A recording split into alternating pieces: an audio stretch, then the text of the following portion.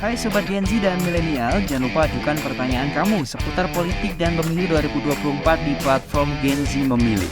Buat pertanyaan yang menarik dengan vote terbanyak akan dijawab redaksi dan berhak mendapatkan hadiah poin yang bisa ditukarkan uang cash hingga ratusan ribu rupiah, yang setiap bulan akan dipilih 10 pemenangnya. Cara membuat pertanyaannya gampang banget.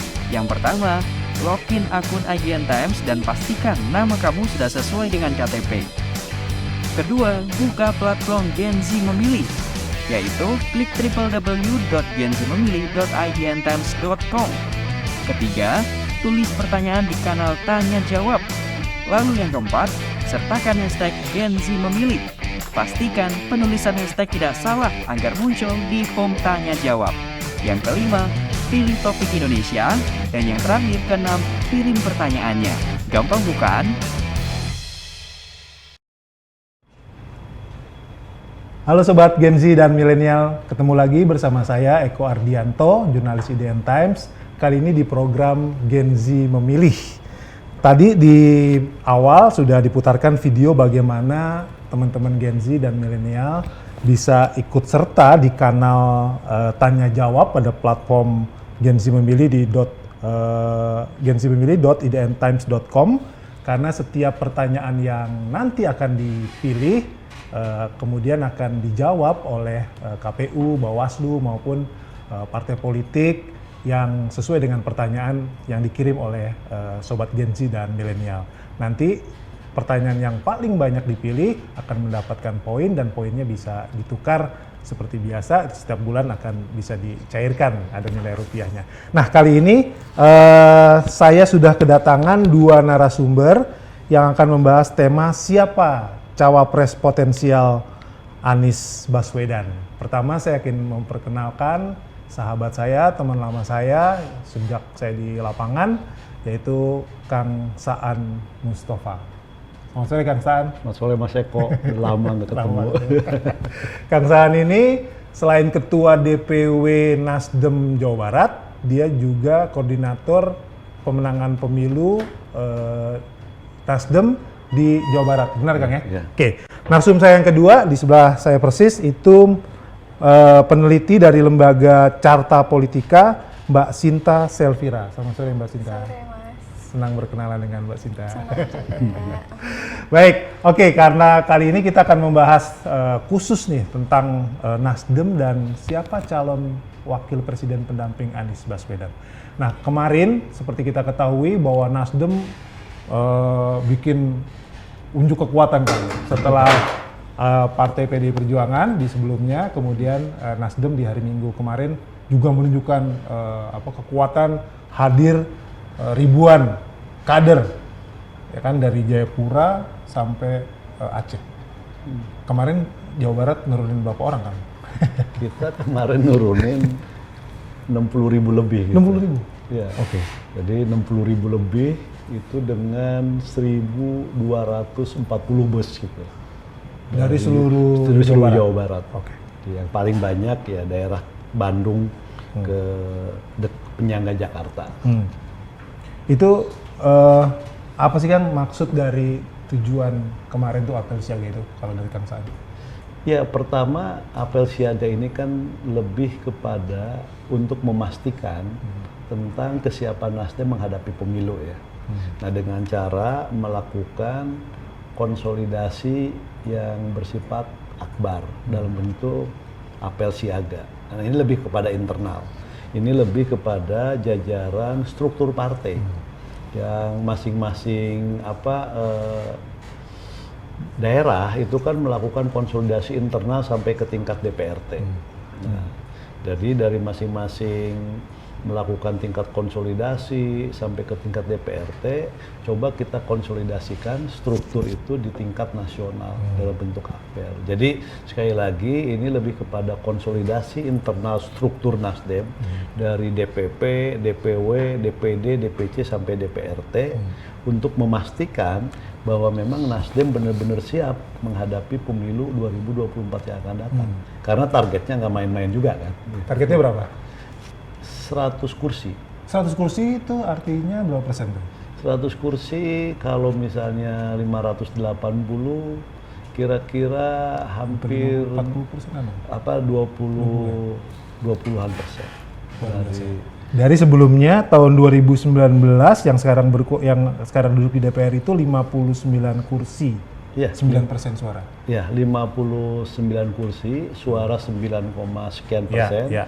tapi parlemen 10,4% ya. Oh, ya. Yang 2014 kita 36 kursi, naik ke 59. Dari kalau misalnya dari sisi prosentase kenaikan Partai Nasdem itu hampir di atas 63%-an. Dan persentase tertinggi di antara partai-partai peserta pemilu 2019 Ya, betul, yang lalu. 2019. Jadi dia persentase tertinggi kenaikan dari sisi betul, kenaikan. betul. Jadi Ini optimis nih 2024 bakal segitu juga. ya harus optimis dan harus yakin. Makanya kita buktikan kemarin gitu ya. apel siaga Gitu ya. dan kita mampu membuktikannya kan gitu Yes, kan. Gitu yes, loh. yes, Jadi yes. semua tribun bahkan di luar Ya. meluber tuh struktur Nasdem sampai nggak ketampung tuh di dalam GBK itu. Luar biasa ya kemarin. Kalau dari Mbak Sinta ngelihat mungkin Carta juga punya catatan hasil survei terakhir tentang perolehan suaranya, kira-kira perolehan suaranya Partai Nasdem. Ini kalau saya lihat 15 Mei kemarin 6,6%. Betul. Kenapa itu bisa dapat 6,6%? Tapi ngomong-ngomong tentang pertemuan kemarin namanya apa Pak? Apel siaga perubahan. Apel siaga perubahan. Sebetulnya saya pikir itu perayaan ulang tahun Pak Surya Paloh. Bertepatan aja itu. Kebetulan ya, luar biasa dirayakan di satu GBK. Tapi nggak ada potong kue, potong tumpeng aja ya? Sekalian ya Pak. Tapi Ada potong tumpeng. kalau berdasarkan hasil survei Carta Politika sendiri memang yang rilis per Mei 2023 ya, memang Nasdem masih di urutan ke-5 atau ke-6 tidak salah dengan 6,6 ya. Betul. Jadi kalau setelah ini bagaimana atau nantinya bagaimana, saya rasa jawabannya tadi sudah dijawab oleh Pak Saan. Ini adalah usaha Nasdem untuk melakukan konsolidasi, untuk melakukan kumpul kita ya Pak untuk kemudian menyamakan satu visi misi yang tujuannya mungkin ya semoga nanti akan menaikkan lagi angka elektabilitasnya. Kalau dari survei yang kemarin tadi Mbak, apa yang menjadi kekuatan Partai Nasdem sehingga dia kemarin surveinya dapat 6,6? Mungkin Mbak bisa jelaskan faktor-faktor apa yang membuat Partai Nasdem itu ya masih bisa dapat 6,6? Saya rasa memang lanjutan dari 2019 juga ya Pak, yang dimana Partai Nasdem lumayan perolehannya, kemudian juga mungkin dapat kotel efek dari Anies Baswedan mungkin masih berlanjut, bahwa mungkin ada segelintir pemilih yang memilih Anies Baswedan atau memang simpatisan Nasdem yang pada akhirnya karena ada Anies Baswedan jadi tetap di Nasdem pun mungkin selama ini yang sudah dilakukan oleh Nasdem juga sudah berhasil berarti. Jadi angkanya masih stabil. Jadi ada faktor pencapresan Mas Anies juga gitu. Bisa jadi. Kalau tadi sebelum diskusi ini saya ngobrol dengan Kang Saan bahwa Partai Nasdem itu sebelumnya kan partai yang kiri tengah gitu ya. Nah, sekarang sementara Pak Anies datang dari sosok kanan. Nah, kemudian ingin menarik Pak Anies ke tengah ya kan, loncatan sehingga banyak juga yang kader Nasdem yang tadinya kiri tengah tadi akhirnya pada keluar. Coba bisa ceritakan Kang Saan gimana? Ya, pertama saya ingin ini dulu ya, apa yang disampaikan Mbak Sinta ya, dengan survei bulan Mei ya, 6,6% menjelang pemilu 14 Februari. Kalau saya komparasikan dengan 2019, 1 tahun sebelum pemilu, Nasdem itu hampir semua lembaga survei ya, itu selalu menempatkan nggak lolos threshold. Jadi selalu di bawah 4% ya, 3,5, 3 gitu kan. Nah, tapi hasilnya 9, sekian. Bahkan ketika SMRC ya, Mas Saiful juga membuat 1,5 tahun menjelang pemilu, Nasdem itu sekitar 2,5%. Nah, 2019. Ya, ya. Nah, sekarang 1,5 tahun menjelang pemilu, waktu itu ya survei itu dia coba ini kan grafiknya itu udah hampir 4%. Jadi nah sekarang bisa dengan survei Carta itu kalau misalnya dibandingkan menjelang 2019 ini kan selalu di atas. Nah, tentu grafiknya juga pasti akan lain juga. Nah, itu kan banyak faktor. Year on year tuh ya? Nah, year on year. Nah, yang kedua tadi kembali ke Mas Eko. Memang kan ketika Nasdem mendeklarasikan Mas Anies ya, itu kan ada konsekuensi, ada resiko ya yang Nasdem harus dapatkan. Pertama secara internal resiko. Orang selalu walaupun Nasdem menempatkan sebagai partai nasionalis religius, ya, tapi kan tetap orang memahaminya Nasdem itu kalau berdasarkan data dia ada tengah kiri ya, jadi istilahnya kiri tengah kiri tengah lah ya itu kan. Nah disinilah segmen Nasdem waktu itu. Nah ketika misalnya Nasdem mendeklarasikan Mas Anies Oktober ya 2022 tentu yang ini kan pasti akan ada migrasi suara kan yang benar-benar secara ini dia ada di kiri tengah ini ya otomatis dia tidak bisa menerima ya kehadiran ini, pasti dia lari kan gitu. Nah sementara menarik Mas Anies dari kanan ke ini kan butuh waktu. Tapi seiring dengan seiring dengan waktu, proses meyakinkan pemilih Mas Anies juga akan berhasil. Jadi artinya memang tidak mudah, tapi pelan-pelan pemilih Mas Anies yakin tentang pilihan Nasdem. Apalagi Nasdem partai pertama yang mendeklarasikan Mas Anies kan calon presiden yang dalam menjelang pemilu itu kan seperti apa sih misalnya Nasdem dipersepsikan kan gitu kan. Tapi pelan-pelan akhirnya berhasil kan gitu. Artinya yang migrasi keluar dengan yang migrasi masuk itu jumlahnya yang masuk jauh lebih besar.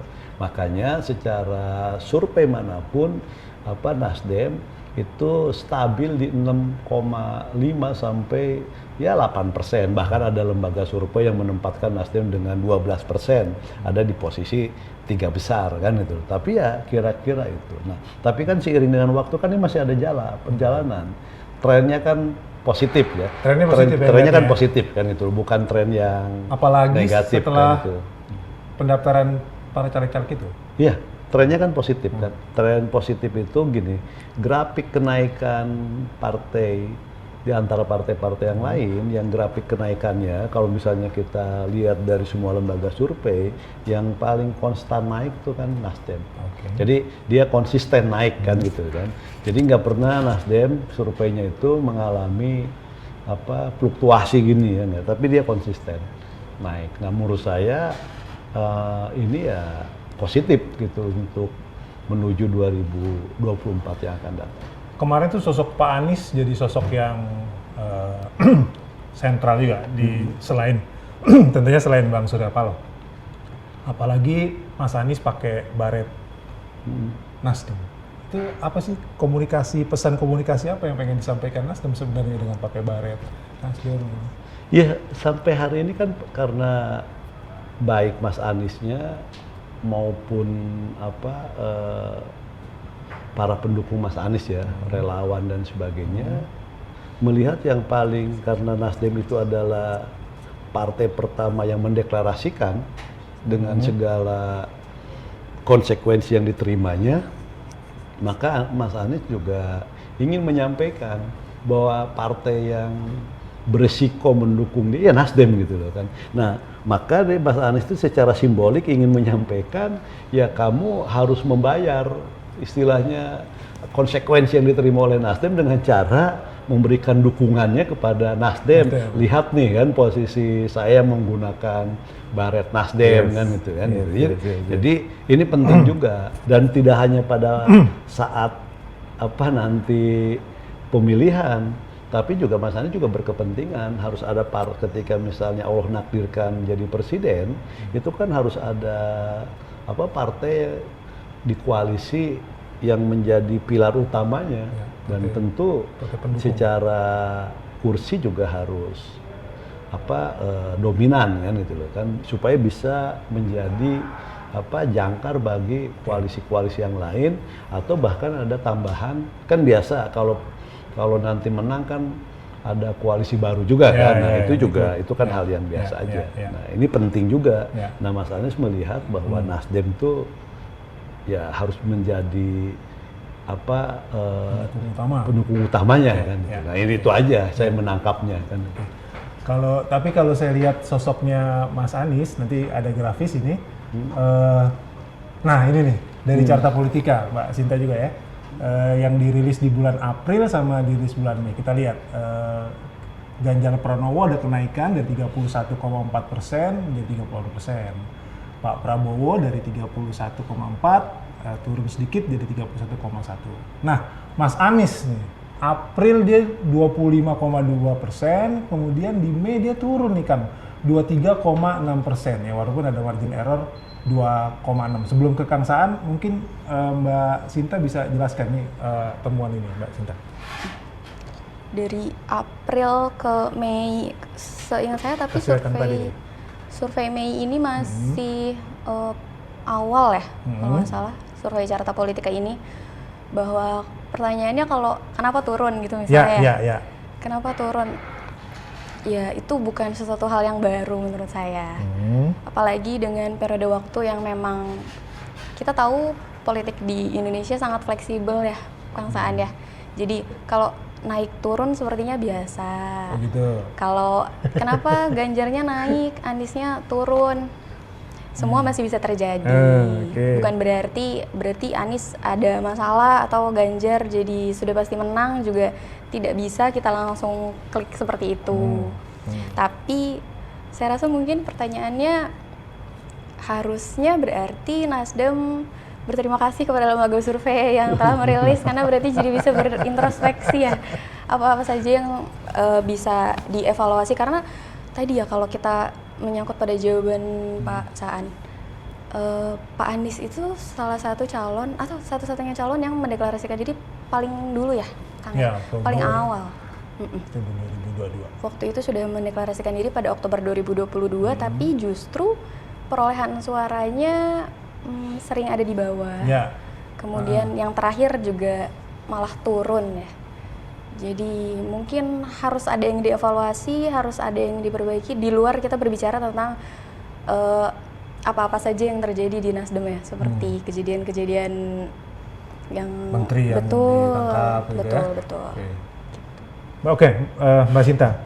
Kemudian kan bukan hanya Nasdem yang mendukung Pak Anies ya, kemudian membentuk suatu koalisi perubahan, ada PKS, ada Partai Demokrat di situ. Tapi itu kan hasilnya juga yang terakhir ya, bulan Mei kan, itu masih tetap selalu nomor 3. Kira-kira seberapa kuat pengaruh dukungan dari PKS dan Demokrat itu bisa mendongkrak suara Pak Anies? Berbicara pengaruh, kalau ada atau tidak pengaruhnya pasti ada. Soal seberapa besar pengaruhnya, ini yang saya tadi bilang akan selalu tidak bisa ditebak.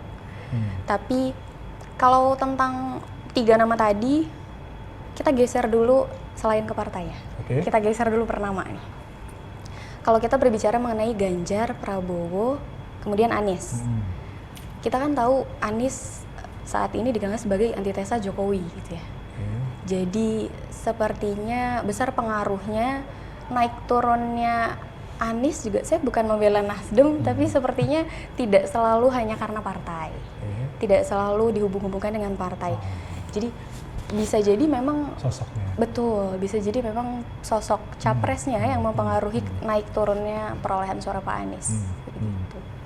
Apalagi selain itu, Mbak? Selain sosok Pak Anies yang tadi Mbak Sinta katakan sebagai antitesa dari Pak Jokowi. Jadi kalau survei kepuasan, kira-kira yang mau saya tangkap, survei kepuasan kinerja terhadap Pak Jokowi turun, pasti Pak Anies tinggi, kira-kira gitu? Atau gitu kira-kira, simpelnya enggak? Bisa jadi gitu ya, tidak mutlak. Tapi rasa-rasanya kalau saat ini kepuasan kepada Pak Jokowi masih tinggi, besar kemungkinan pemilih Pak Anies juga belum banyak gitu ya. Tapi kalau saya secara mutlak mengatakan seperti itu sepertinya terlalu angkuh, terlalu dini juga saya bilang seperti itu. Selain itu mungkin ada pengaruh cawapres, mungkin ya. Ada pengaruh nanti kita bisa berharap kalau pemilihan cawapres Pak Anies nanti akan mempengaruhi suara Pak Anies. Meskipun sekali lagi saya harus tekankan bahwa penentuan cawapres bukan menjadi satu-satunya kunci untuk kemenangan Pak Anies. Jadi kalau nanti milih cawapresnya benar, berarti apakah Pak Anies menang? Tidak secepat itu juga kesimpulannya ambil. Mbak, sebelum masuk ke cawapres nih, saya mau ke Kang Saan dulu. Kang, ngelihat dari tren ya, saya bicara tren ya Kang ya, bukan hanya 1-2 lembaga survei ya, hampir beberapa banyak lah lembaga survei itu memang menunjukkan perolehan suara Mas Anies itu selalu nomor 3. Bahkan ketika kita wawancara khusus dengan Mas Anies,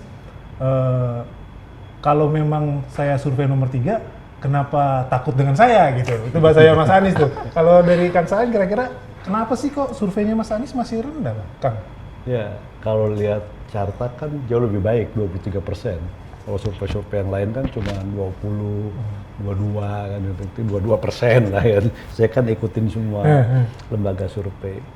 Nah, sebelum saya jawab kan, tapi ada yang deklarasi lebih awal kan Pak Prabowo lah ya. Agustus ya, bahkan Agustus sudah bikin koalisi tuh.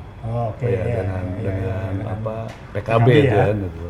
Bikin kesepahaman tuh, Mbak.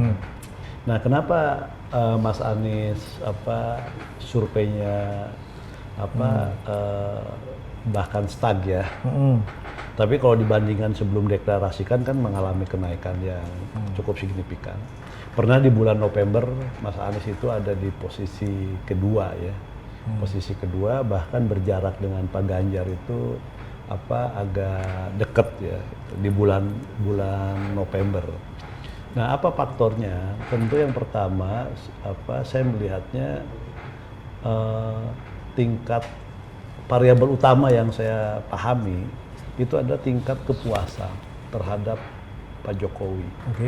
Tingkat kepuasan terhadap Pak Jokowi itu hampir semua lembaga survei itu tinggi, bahkan menembus angka 80%.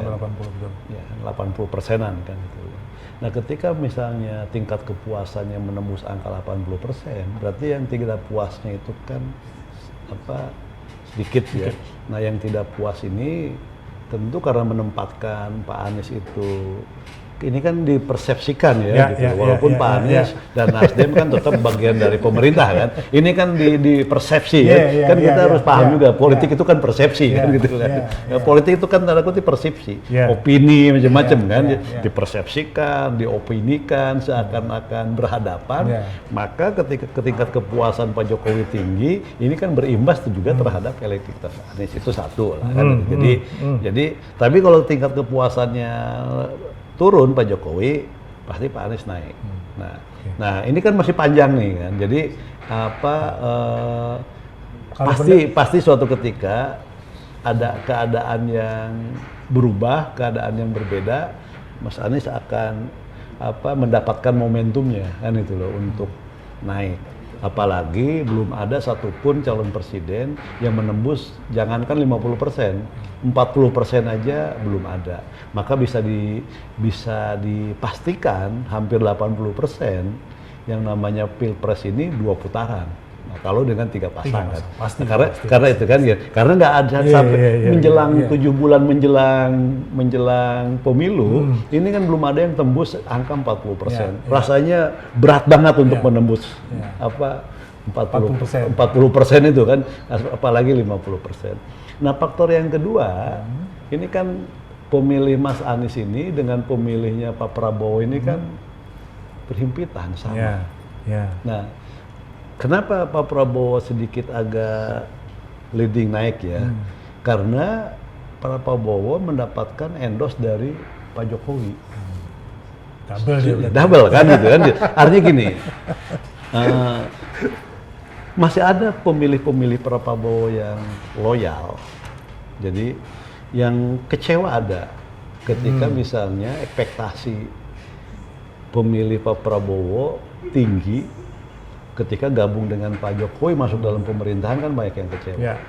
Nah, tapi banyak juga yang tetap loyal kan gitu. Nah, sebenarnya banyak pemilih Pak Prabowo itu yang sudah migrasi ke Mas Anies.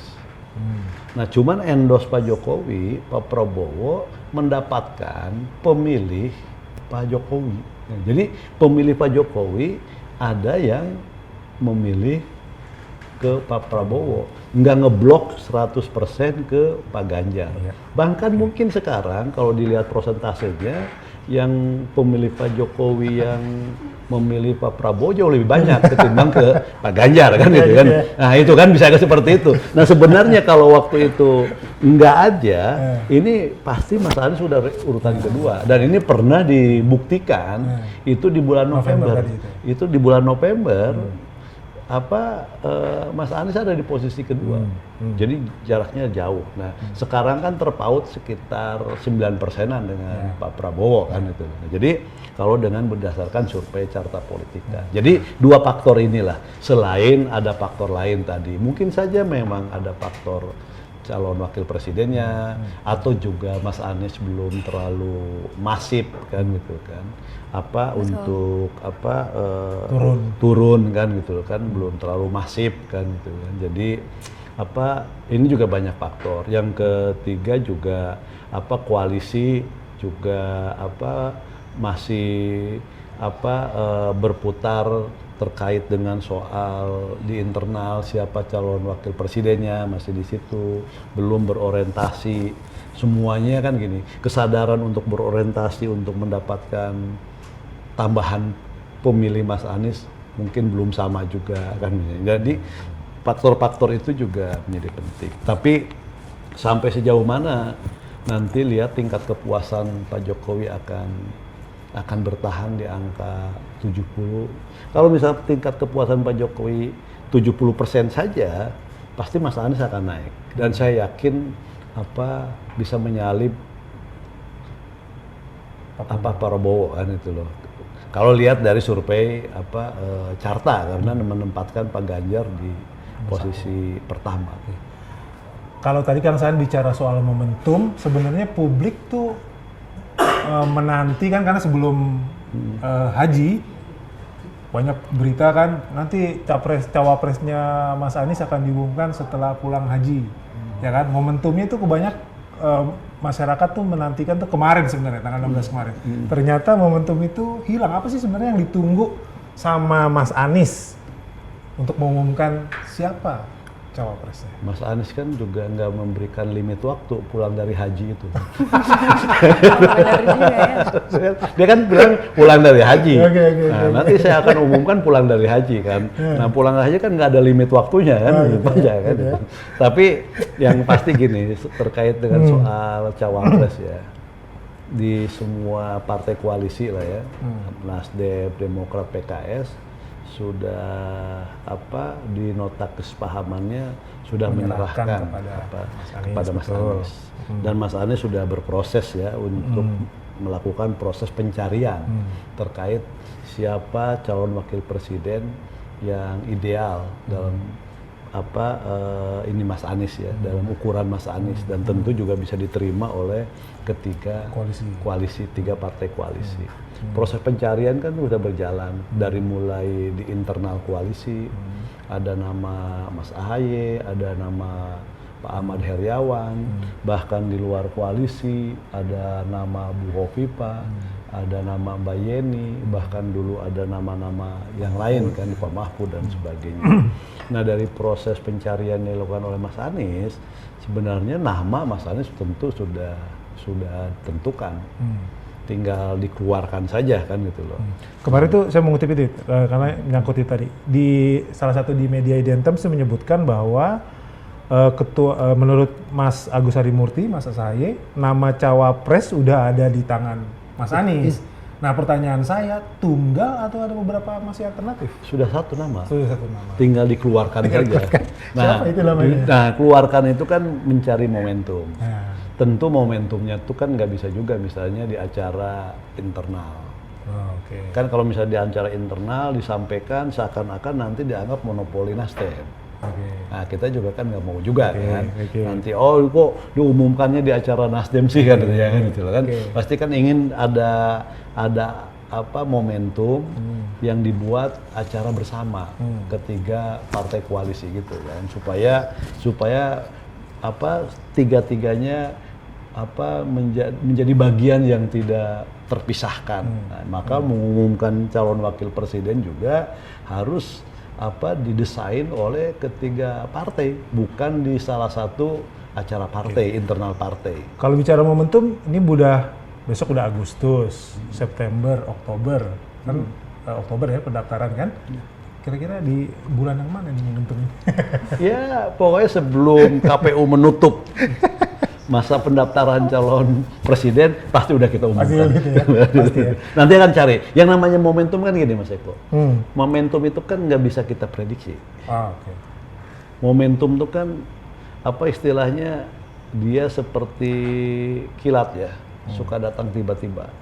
Nah, tinggal bagaimana kita menangkapnya. Nah, yang paling penting ada kesempatan dan ada kesiapan. Nah, pertemuan momentum itu adalah antara kesempatan dan kesiapan. Nah, dan kapan kesempatannya dan kapan kesiapannya tentu apa ketiga partai menyiapkan, walaupun nama sudah di Mas Anies, tapi apa kesiapan dan kesempatan itu akan ditentukan. Oke, makasih Kang Saan. Nah sekarang kita bicara tentang simulasi-simulasi, termasuk dari Carta juga punya simulasi. Teman-teman mungkin bisa tampilkan grafisnya. Siapa, bukan yang ini, yang dari Carta, yang dari Roman tadi. Nah ini gimana penjelasan Mbak Sinta nih? Pertama ada Agus Harimurti ya Mbak. Mungkin Iya, silakan Mbak, gimana Mbak ini Mbak? Jadi ini data Carta Politika masih sama di Survei Nasional per Mei 2023 kemarin. Yang dirilis kemarin ya. Betul. Jadi sebetulnya kita bisa lihat ada 10 nama bakal cawapres yang sudah masuk survei kita.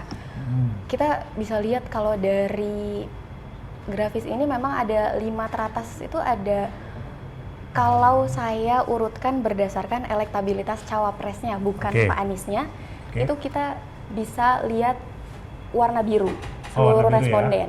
Berarti yang pertama itu ada Sandiaga Uno, kemudian Oke. Ridwan Kamil, 18 ya. betul, Pak Mahfud MD di urutan 19,2. ketiga yang tiba-tiba merangsek masuk. Kemudian ada Mas AHY, 10,9 ya. kemudian Pak Erick Erick Thohir. 9,2. Itu kalau kita lihat berdasarkan keseluruhan respondennya. Tapi kalau kita bicara tentang Pak Anies Baswedan, anggaplah saya punya 5 data, ini elektabilitas cawapres semua berdasarkan seluruh responden. Tapi karena saya hanya berbicara Anies Baswedan, saya pecah ya. Saya keluarkan orang-orang yang sepertinya suaranya tidak ada, atau bukan suaranya tidak ada, kabar-kabarnya tidak akan bersanding dengan Pak Anies, Oke. begitu ya. Kalau gitu saya langsung kerucutkan, itu kita bisa lihat paling atas ada Mas AHY. Jadi pemilih 29% ya. betul. Jadi pemilih Anies yang memilih Mas AHY itu ada 29%. Ini bukan simulasi pasangan ya. Ya. Kemudian pemilih Mas Anies yang juga memilih Mas Sandiaga Uno ada 22%. Jadi tadi kita lihat kalau paling tinggi memang ada di Mas AHY. Kemudian ya anggaplah dengan berita-berita yang ada ya, Kang Saan, memang paling potensial berdasarkan hasil survei Carta Politika ada di Mas AHY. Kalau tadi Kang Saan menyatakan ada di internal koalisi, ada juga yang di eksternal koalisi. Nah, satu nama itu siapa sih bocorannya? Sampai hari ini memang masih ditutup rapat sama Mas Anies. Masih ditutup rapat. Jangankan saya misalnya, ketua-ketua umum aja belum tahu juga tuh. Begitu ya? Itu sampai hari ini. Saya sudah cek juga, saya coba tanya-tanya juga kan ke ketua-ketua umum itu, dan mereka belum tahu juga. Tapi apa yang disampaikan tadi Mbak Sinta ya melalui survei apa carta terkait dengan nama-nama potensial untuk calon wapres, tentu survei juga salah satu faktor yang kita pertimbangkan. Jadi pasti juga dipertimbangkan oleh Mas Anies. Selain banyak faktor yang lainnya, dia kan hanya satu variabel aja yang dipertimbangkan. Selain ada kecocokan, saling melengkapi, tapi kan yang paling ini juga kan bisa menjadi magnet elektoral juga Mas Anies. Artinya gini, dia harus mampu mendorong elektoral Mas Anies menjadi mengangkat lah ya, jadi mengangkat elektoralnya. Jadi misalnya kalau sekarang survei carta 23,6 misalnya Mas Anies posisi ketiga, kalau nanti ada capres yang dipilih minimal menjadi 30% misalnya kan. Jadi dia memberikan sumbangsi elektoralnya mungkin 7% sampai 8%, sehingga dia bisa masuk dalam posisi dua besar untuk running di putaran kedua. Itu harapannya ya. Itu harapan. Nah, tadi berarti Kang Saan udah mulai melakukan simulasi-simulasi. Mungkin kita lihat simulasi pasangan capres ya. Ini data dari Lembaga Survei Indonesia yang dirilis 11 Juli kemarin, Kang Saan, Mbak Sinta. Ini Mbak Sinta juga boleh komentar. Mas Anies dengan Mas AHY itu 19,7%, simulasi Ganjar dengan Ridwan Kamil 34%, kemudian Pak Prabowo dengan Pak Erick Thohir 34,8%. Ini Pak Prabowo nih yang menang di sini. Kalau lihat simulasi ini mungkin dari Mbak Sinta dulu, walaupun ini punyanya LSI ya Mbak ya, tapi mungkin kira-kira Mbak Sinta sama nggak sih kira-kira potensinya kalau Mas Anies sama Mas AHY itu berpasangan, kira-kira gimana? Kalau dari data carta politika yang sebelumnya ya, yang tadi ya 29% tadi, bisa saja itu terjadi. Tapi balik lagi tadi kalau Kang Saan bilang, balik lagi tadi Kang Saan bilang cawapresnya butuh yang menaikkan elektoral ya Kang ya. Kalau kita cuma berbicara kenaikan elektoral, bisa nggak kita langsung ambil Sandiaga Uno aja atau Ridwan Kamil aja gitu yang tinggi. Tapi lagi-lagi saya sampaikan, kita langsung potong untuk calon-calon yang sepertinya kabar-kabarnya lebih dekat kepada Pak Anies. Jadi kalau berdasarkan kedekatan, kemudian koalisi partai, berdasarkan hasil survei memang yang paling dekat adalah Pak AHY. Kemudian tentang perolehan suaranya nanti akan sama atau tidak bisa kita prediksi. Tapi dari hasil yang tadi sepertinya bisa terbaca. Saya minta maaf, tapi maksudnya saat ini kan sedang ada huru-hara Nasdem seolah-olah menolak AHY, begitu ya? Enggak Pak, gosip aja ya Pak ya. Tapi sepertinya yang paling masuk akal adalah AHY. Pun di antara calon-calon yang tadi yang memiliki kedekatan dengan Nasdem adalah AHY. Taruhlah berarti paling bagus AHY nih, gitu. Tapi kalaupun pasangannya Anies dan AHY yang tadi kita obrol di awal Mas, otomatis menang nggak sih gitu ya? Ya belum tentu juga.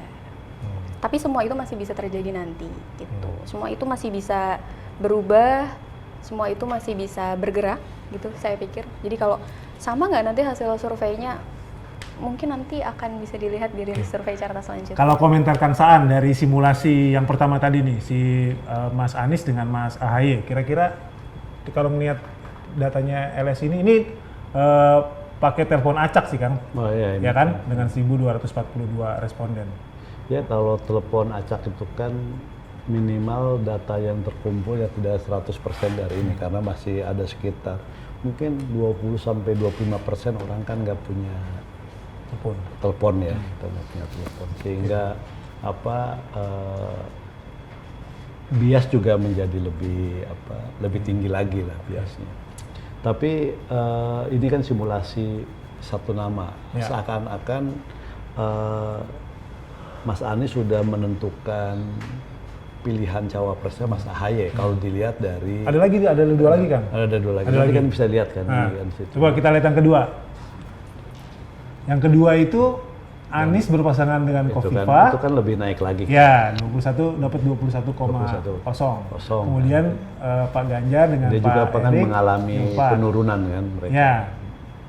Ini, kemudian saya satu lagi simulasi yang berikutnya. Mas Anies berpasangan dengan Yeni Wahid, karena sempat muncul nama Yeni Wahid ya, Kang Saan ya. Ya. Itu yang paling kecil berarti di 18,2.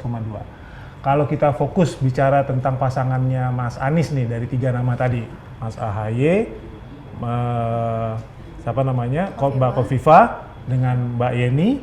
Mbak Kofifa nih yang paling tinggi dapat 20%. Kira-kira apakah akan merujuk ke Mbak Kofifa atau masih akan AHY? Nah, kalau itu sepenuhnya ada di Mas Anies tuh. Oh, gitu lagi. Kembalikan. Kalau yang lain-lain itu, kalau yang lain-lain itu kan jadi pertimbangan aja kan. Ya. Misal kalau dengan Mas ya. Said itu kan kalau dibulatkan kan 20%. Ya. Kalau dengan Mbak Hovifah itu kan 21. Dan ini kan Mbak Hovifah juga kan belum ngapa-ngapain kan. Mbak Yeni Wahid sekitar 18%. Ya. Dan yang lain juga ketika disimulasikan dengan yang lain-lain juga kan mengalami penurunan. Tapi jarak misalnya jarak antara simulasi Mas Anies dengan calon wakilnya kan mulai mendekat, misalnya dengan Pak Ganjar cuman beda 9% misalnya, dengan Pak Prabowo juga hampir 10% bedanya. Sebelum beda dengan yang simulasi pertama, sekitar ada yang 13% bedanya. Nah, menurut saya simulasi-simulasi baik yang disampaikan oleh Carta maupun LSI maupun lembaga survei yang lain itu juga nanti bisa menjadi faktor pertimbangan Mas Anies. Saya yakin juga itu dipertimbangkan, walaupun sudah ada satu nama kan di Mas Anies yang kapan diumumkannya ya Mas Anies yang tahu, nanti lihat momentumnya. Tapi tadi simulasi-simulasi ini juga tentu akan dipertimbangkan. Jadi saya ingin mengkonfirmasi lagi ke Kang Saan. Jadi satu nama ini benar-benar hanya Mas Anies yang tahu? Hanya Mas Anies yang Ketua Umum nggak tahu. Bang Surya Paloh? Iya, Bang. Kalau misalnya udah ada yang tahu, itu udah rame dong, pasti udah. Jadi Mas Anies juga komit ya untuk memegang bahwa nama ini nggak keluar ke siapapun. Nah, nanti ada saatnya, misalnya ketika mau Mas Anies umumkan, tentu ada jeda waktu dari diumumkan sampaikan ketiga partai. Nah, ketiga partai itu kan sudah sepakat semua bahwa itu diserahkan ke Mas Anies. Jadi siapapun nanti yang dipilih oleh Mas Anies, insya Allah ketiga partai itu akan menerima. Mungkin kertasnya 1 tapi namanya 3 kali, Kang. A, B, C. Enggak lah. Kalau ini nanti sama Pak Anies. Kalau itu saya yakin Satu nama ya. Luar biasa. Oke, kita ke beralih ke yang lain, Kang. Waktu pemilu tahun 2019, di mana Nasdem mendukung Pak Jokowi. Dan sekarang saya mau bertanya, karena Kang Saan ini kan juga ketua DPW Nasdem Jawa Barat dan koordinator Bapilu di Jawa Barat, punya tanggung jawab besar memenangkan Mas Anies nanti di Jawa Barat.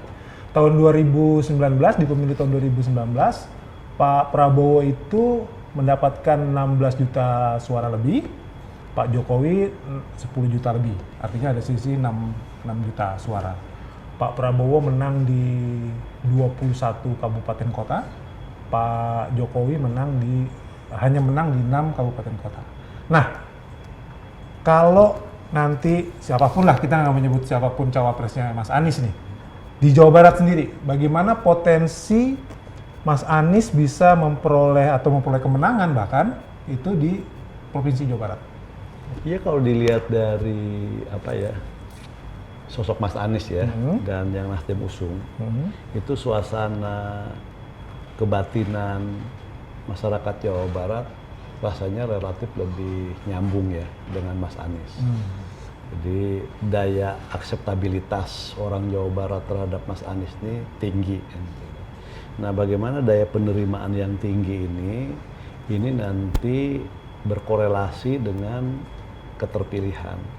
Dan tentu ini menjadi tugas partai koalisi. Dengan penerimaan yang tinggi, dia harus berbanding lurus dengan tingkat keterpilihan. Jadi ini menerjemahkannya dalam kerja-kerja politik itu partai koalisi khususnya Nasdem. Maka Nasdem berkomitmen, bertekad untuk menjadikan Jawa Barat ini menjadi lumbung suaranya Mas Anies. Artinya gini lah, kalau di Jawa ini anggap saja misalnya pertarungannya itu di Jawa Timur misalnya. Karena kalau misalnya kita lihat ya bukan hanya asumsi tapi juga data survei. Misalnya DKI Banten, Mas Anies relatif jauh lebih unggul ya dibandingkan yang lain-lain. Jawa Tengah rasanya Pak Ganjar pasti lebih unggul. Nah, pertarungan kan ada nanti di Jawa Timur.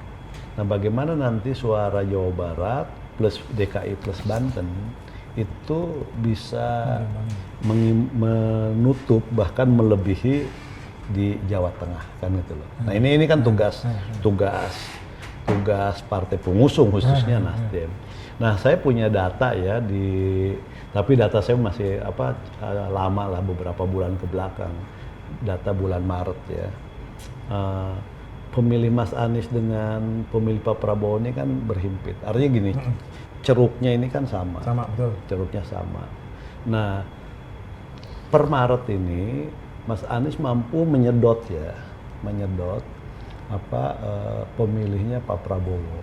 Nah, jadi yang dulu Pak Prabowo itu hampir 60% di Jawa Barat. Nah, sekarang dengan ada Mas Anies ini kan hampir kesedot hampir 50%-an. Maka dalam data terakhir ini walaupun dalam margin error misalnya Mas Anies masih relatif lebih unggul dibandingkan dengan Pak Prabowo untuk di Jawa Barat berdasarkan data yang saya miliki.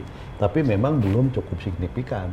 Nah, bagaimana kerja baik Mas Anies, relawannya dan partai koalisi dalam hal ini juga lebih khusus Nasdem untuk melebarkan jarak gitu loh, antara Mas Anies dengan Pak Prabowo. Kalau dengan Pak Ganjar kan jaraknya udah relatif jauh ya kalau di Jawa Barat. Tadi kan 9%-an kan? Ya, jadi Jawa Barat itu kan. Jadi tinggal dengan Pak Prabowo aja. Nah, ini aja sebenarnya karena itu tadi segmen pemilihnya kan hampir sama ya. Sama. Oke. Mungkin Mbak Sinta, kalau melihat sosok Mas Anies ya, kita belum menyebut siapa cawapres ya. Kira-kira yang paling mendapatkan efek ekor jas Partai Nasdem, PKS atau Demokrat? Kalau punya nggak datanya kira-kira gimana? Kalau berdasarkan data sepertinya belum ada belum ya. Tapi gimana kira-kira? Tapi mungkin Nasdem ini sangat tersorot ya, Kang. Sekarang udah khasnya Anies, Nasdem, Anies. Karena memang yang mengusung kan memang Nasdemnya. Jadi kalau siapa yang paling terasa, kita mungkin bisa lihat datanya dari perolehan suara partai-partai tersebut ya. Tapi karena sekarang kita berbicara Nasdem, memang Nasdem saya rasa lumayan terkena efeknya. Mungkin ada peluang nanti AHY kalau maaf ya Pak, saya sebesar mendahului, kalau mungkin ada nama dari partai koalisinya PKS atau Demokrat, mungkin nanti akan ada imbas lain juga. Jadi kalau per sekarang sepertinya bagaimana kok, kalau ada asumsi ya, sepertinya belum ada yang kena imbas Anies nih gitu. Ya mungkin ada hubungannya dengan cawapres tadi gitu. Tapi jadi belum tahu ya. Betul, tapi maaf saya tadi mau nambahin untuk tadi sepertinya tipis-tipis jadi disimpulkan, Mas kalau misalkan dengan Hovifah segini gitu ya, dengan Mbak Yeni Wahid segini, dengan AHY segini. Tapi menurut saya sebetulnya tidak bisa langsung kita katakan oh berarti Hovifah yang lebih tinggi gitu ya. Gitu. Betul disampaikan oleh Kang Saan. Kecuali kalau pertanyaan surveinya adalah ada 3 pilihan. Anies AHY, Anies Hovifah, Anies Yeni Wahid dalam satu pertanyaan. Kalau ini kan simulasinya berbeda juga pasangan lawannya. Jadi okay. jadi ada peluang kasarnya atau sederhananya seperti ini. Saya tadinya memilih Ganjar ketika Ganjar dengan Erick Thohir. Ya. Tapi ketika pasangan Ganjar lain, saya akan pindah ke Anies. Berarti ada bias di situ. Tidak bisa saya katakan langsung, oke, karena hasil survei ini Hovifah lebih tinggi, maka saya pilih Hovifah. Karena ada banyak sekali faktor yang membuat tadi pemilihnya bergeser karena calon yang lain juga pasangannya berbeda. Saya kasih masukan aja ya kan Pak ya. Jadi jangan gegabah gitu. Peneliti keren ya peneliti. Ini memang kita nggak bisa langsung disimpulkan bahwa potensi tadi yang berpotensi memperoleh suara agak banyak itu ketika berpasangan sama Hovifah ya karena. Betul. Baik. Kang Saan, terakhir Kang Saan. Apa namanya? Apa yang kemudian menjadi jualan utama ya nanti nih Mas Anies agar katakanlah bisa dulu lolos lah di putaran kedua, siapapun lah cawapresnya ya kan, karena kan kita belum tahu juga siapa cawapresnya. Kira-kira jualan utama dari Mas Anies itu apa sehingga bisa memperoleh suara naik dan bisa lolos di putaran kedua kalau politik? Ya, saya masih ingat ya pidato Mas Anies ketika dideklarasikan 3 Oktober. Ada 2 kata kunci Mas Anies ya. Pertama adalah kesinambungan, kontinuitas ya. Yang kedua perbaikan. Artinya ketika orang berusaha meng-head to head-kan ya antara Mas Anies dengan Pak Jokowi, itu kan sebenarnya dari awal Mas Anies sudah menempatkan posisi itu bukan berhadapan. Mas Anies itu continuity. Apa yang sudah dilakukan oleh Pak Jokowi dalam konteks bangsa itu bagus ya harus dilanjutkan. Dan apa yang dalam pemerintahan 2 periode Pak Jokowi ada yang kurang-kurang, ya itu harus diperbaiki. Kalau istilah Pak Surya itu kan tidak ada orang yang sempurna. Kan itu ya. Jadi nggak ada orang yang sempurna. Sehebat apapun orang, pasti ada sisi-sisi kekurangannya. Dan itu menurut saya manusiawi. Dalam teori fisika aja, kalau kita bicara tentang gas itu kan tidak ada yang nggak ada lah yang ideal gitu ya. Nah pasti ada sisi. Nah, maka sehebat apapun Pak Jokowi, karena Nasdem bagian dari koalisinya Pak Jokowi dan mengakui terhadap kinerja Pak Jokowi, pasti kan ada sisi-sisi yang perlu kita perbaiki. Nah ini nanti yang akan kita coba turunkan dalam bentuk berbagai kebijakan dan juga dalam bentuk berbagai program ke depannya. Jadi ada kebijakan dan program nanti Mas Anies ya dengan pasangannya nanti yang disampaikan ke KPU dan itu nanti menjadi panduan. Tim 8 itu ya? Ya, dan selain itu kan juga ada sisi-sisi lain. Yang sisi-sisi lain itu kan performance ya. Itu juga kadang kan pemilih kan melihat ya.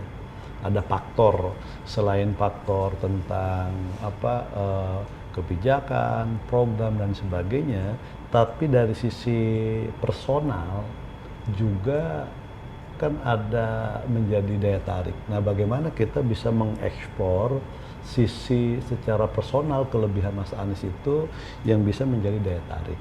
Misalnya gini, terlepas apapun, Mas Anies ini kan kayak diserang habis ya. Ya contoh terakhir JIS lah ya. Tidak ada rasanya JIS itu sebuah karya gitu kan yang selalu dipersoalkan. Jadi mempersoalkan stadion gitu kan menjadi sebuah isu nasional hanya karena dibuat pada saat Mas Anies gubernur kan gitu kan. Tapi kan ada sisi lain, itu tadi kesabaran. Jadi ada kesabaran dalam diri Mas Anies gitu ya. Ketika dalam situasi apapun seakan-akan bahwa apapun yang dilakukannya itu salah, itu jelek gitu kan. Tapi Mas Anies selalu dengan sabar untuk menghadapi. Nah, saya yakin kesabaran ini akan menjadi salah satu kekuatan Mas Anies untuk bisa mendapatkan banyak dukungan.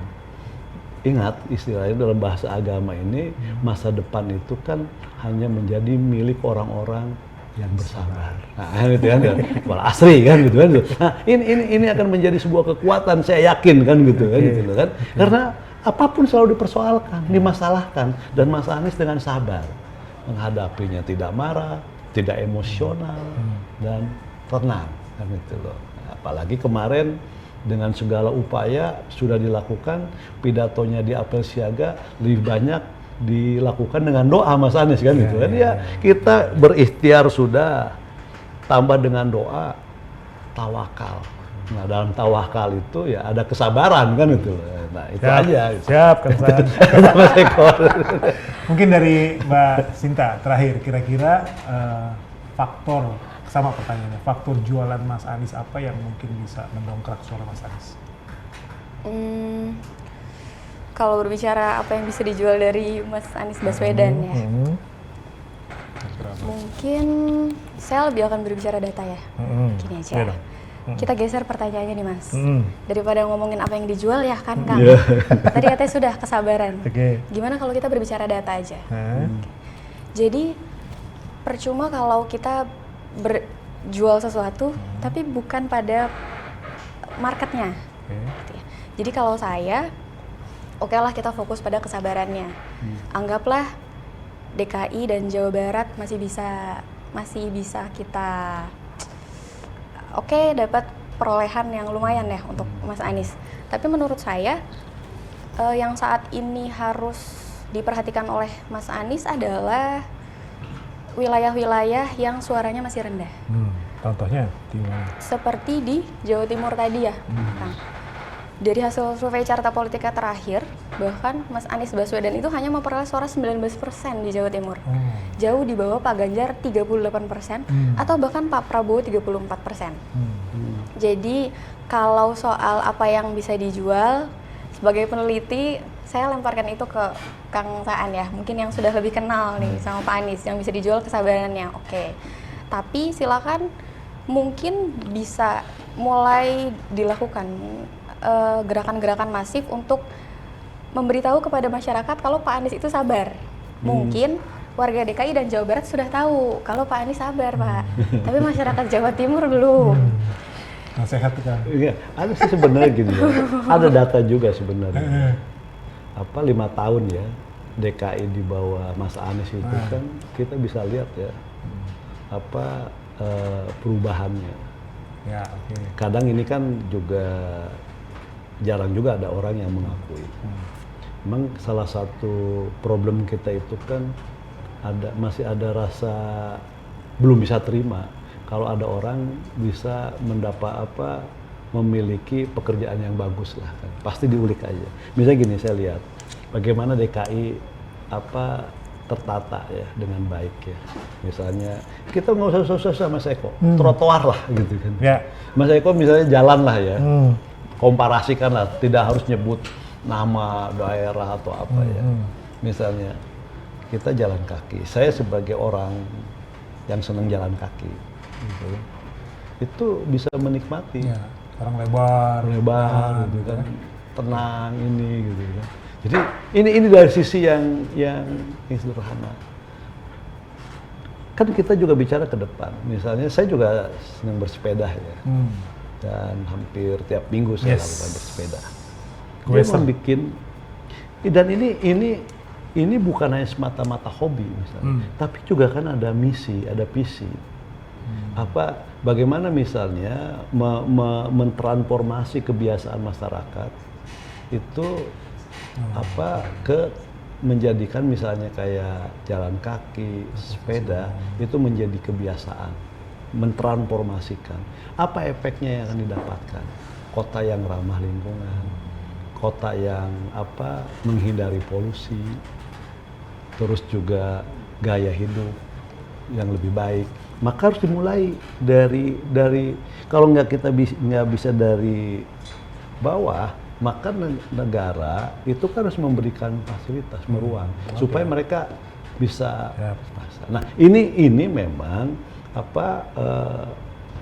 belum terkapitalisasi Ya, dengan tugas koalisi baik. lah itu. Tugas koalisi lah untuk itu. mengkapitalisasi soal sabar, soal prestasi Mas Anies. Ya, itu kan. Ya kan? JIS terlepas apapun, Ya. mana yang oke lah, tidak ada yang sempurna sebuah karya. Ya. Pasti jangankan kita ya, kalau dikorek gitu, semua orang kalau dikorek-korek itu pasti ada boroknya. Gitu kan, apalagi sebuah karya manusia kan gitu kan, Nabi aja dikorek-korek kan ini, apalagi sebuah karya manusia JIS, kalau di rumputnya diubrak-abrik terus kan pasti juga ada lah ininya kan gitu. Tapi itu semua kembalilah nanti, ini kan masih banyak lah. Baik. Mbak Sinta pasti punya data, kita lihat trennya aja nanti. Siap.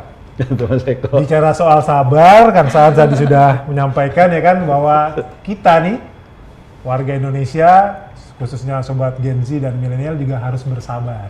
Siapa cawapresnya Mas Anies Baswedan? Kita tunggu saja.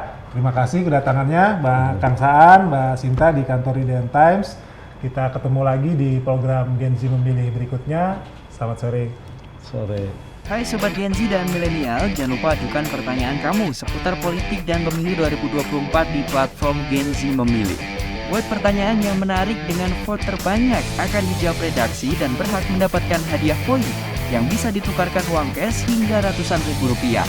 Yang setiap bulan akan dipilih 10 pemenangnya. Cara membuat pertanyaannya gampang banget. Yang pertama, login akun IDN Times dan pastikan nama kamu sudah sesuai dengan KTP. Kedua, buka platform Gen Z Memilih, yaitu klik www.genzmemilih.idntimes.com. Ketiga, tulis pertanyaan di kanal Tanya Jawab. Lalu yang keempat, sertakan hashtag Gen Z Memilih. Pastikan penulisan hashtag tidak salah agar muncul di form Tanya Jawab. Yang kelima, pilih topik Indonesia. Dan yang terakhir, keenam, kirim pertanyaannya. Gampang bukan?